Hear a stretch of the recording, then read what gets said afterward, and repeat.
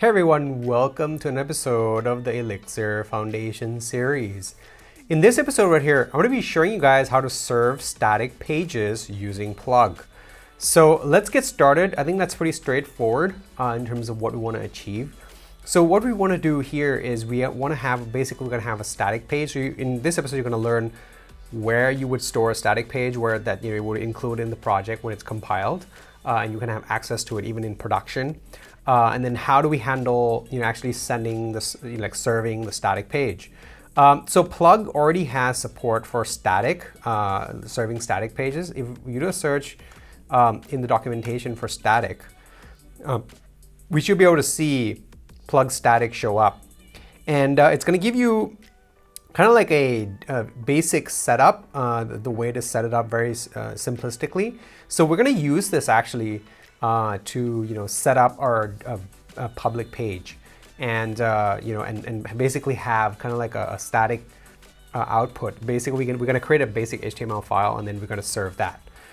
So let's get started. Let's first create this basic HTML file that we're talking about. So in the I'm going to close this Codemy app here. So here, what we want to do is we want to create a directory called priv. So new folder priv.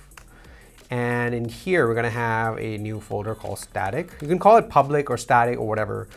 I just call it static for conventional purposes. But yeah, public will work fine too. And then in here, we're going to create a file called index.html. And here it's going to be very basic HTML. So HTML can be basically any HTML. You don't even have to think much about it. So yeah, and it's going to be head. And then we're going to have a title. And here the title is going to be, it's beautiful. It's a beautiful day. Yeah. And basically we're going to do body. Whoops. And remove that last node over there. And then here we're going to do yay, static page. All right, so how do we actually go about serving this? So when I started this, I got really confused about how kind of like the static page stuff actually works. So that's why I'm kind of like showing to you guys right now. So essentially what you want to do is over here, you want to do something like plug, and then plug.static.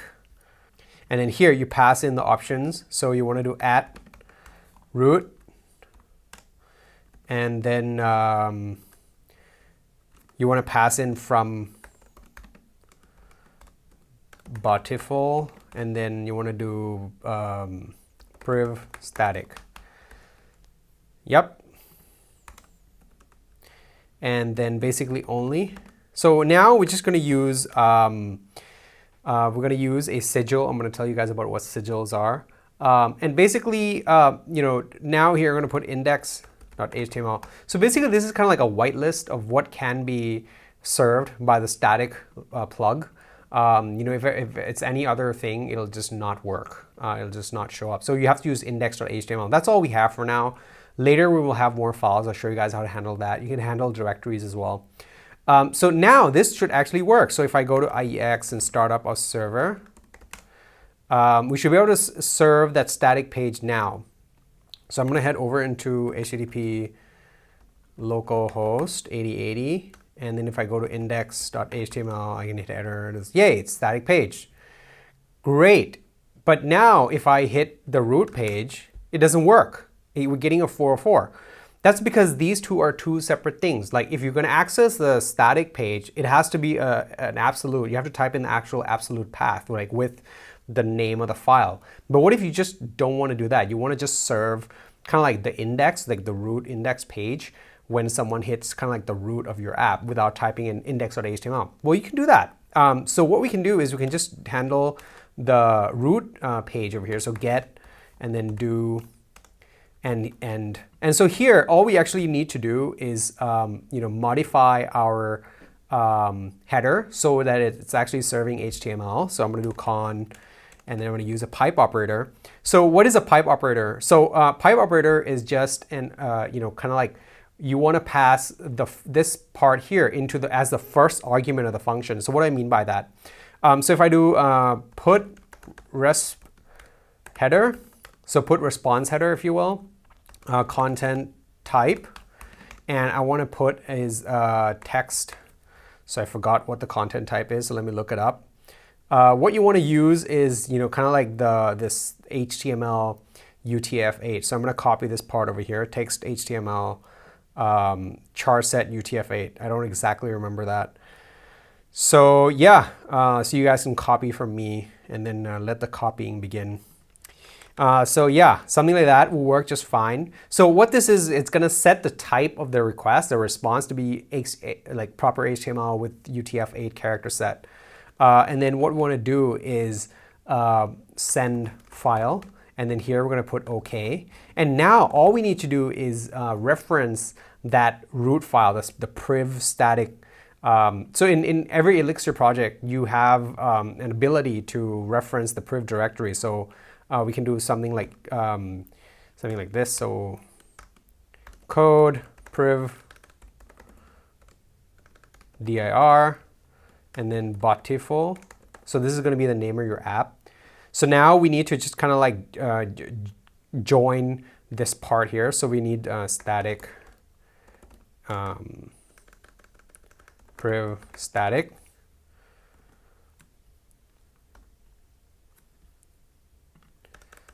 Static and then index.html. So we need to join these two things, and we can do that in a number of ways. We can do string interpolation over here, something like this. Could work.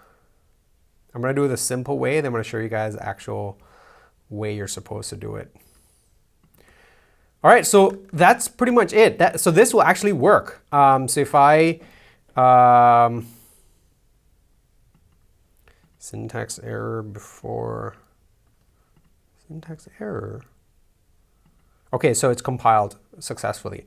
So if I head over into the root now, I hit enter, I'm going to get the static page. So I'm going to walk you guys through what the put response header is, like, what the pipe operator is and what the send file is. So send file is, when you're inside of the plug router, you have access to all these functions. And you can look this up in the documentation.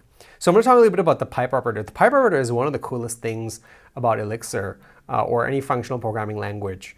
And what it is all it is just taking this output from here, make it as the first argument over here, and then it's going to take the output from this function as the first argument here. So basically we would have something like this, and it would be the exact same thing. But this here is nowhere near readable as using a pipe operator. Like this is just ugly. So this is not very nice. And in other programming languages, you probably have to do something like this to make it actually even readable. But in functional languages, like especially Elixir, we have this beautiful pipe operator. It's a lot like in the Unix shell, you have the grep, and then you can do a pipe, pipe, pipe, pipe. So this is exactly the same thing. So you're piping things into one another. And basically, so now we can remove con. Yeah, and that's okay. So the first argument is always going to be passed along, and the second and third arguments are the same. They're just fine. So this will work, and also there's a nicer way to handle this part over here. So what I'm going to do is I'm going to create a private function over here and call it root do end. All right, so what is a private function? So now we're actually defining our own custom function. Private function is only available inside of this module. So right now we're in this module. The root method, the root function, is only available inside of this module. Like outside of this module, I cannot call. So like if I do botiful.root, it will not work. Like if I do now botiful.root, it's going to show undefined or private, which is exactly what it is. It's private. So basically what we want to do is we want to create this string without using the string interpolation. So what we can do is we can use enum.join.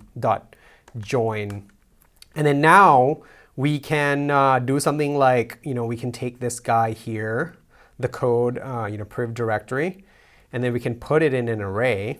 So we can even do something like this. So priv, and then we can do something like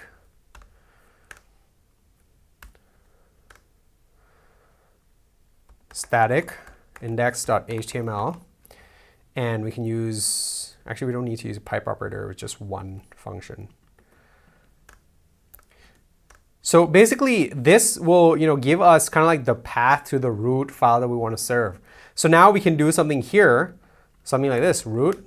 We call the actual function over here, and that will pretty much clean everything up for us. Now we don't have to do like an ugly string interpolation and all that stuff.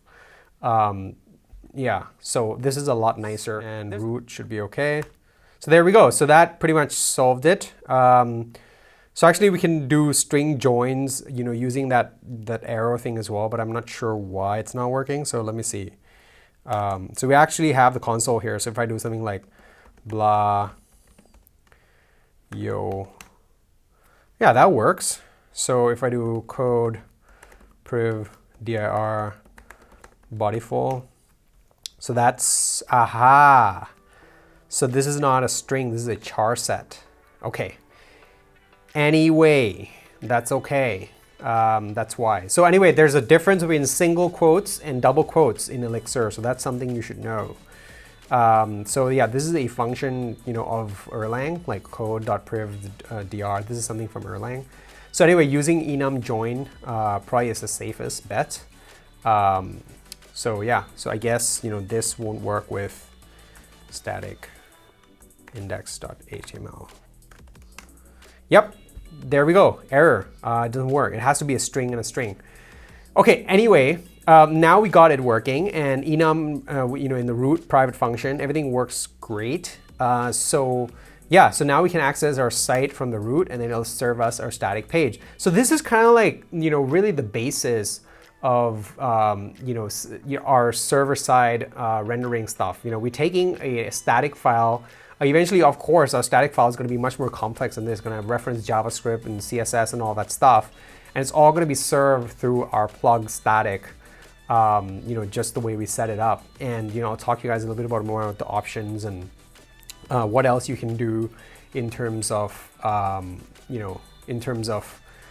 to actually delegate the rendering to Chrome headless and all that stuff. So that'll all be coming up in the upcoming episodes later on. So this is a members exclusive episode.